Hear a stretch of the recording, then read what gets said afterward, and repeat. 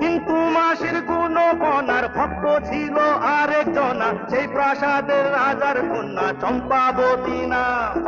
রাখাল ছেলের অগোচরে রোজ নিশীথে তার শিয়রে 100 চাপা ফুলের গোড়ে দিয়ে যেত দাম। কিছুই জানে না রাখাল, শুধু মনে ভাবে সরস্বতীর আশীর্বাদের ফুল বুঝিবা হবে।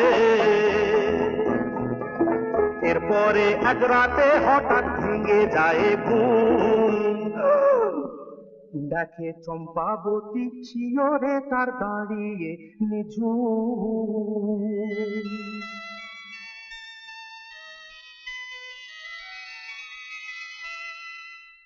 অগাধ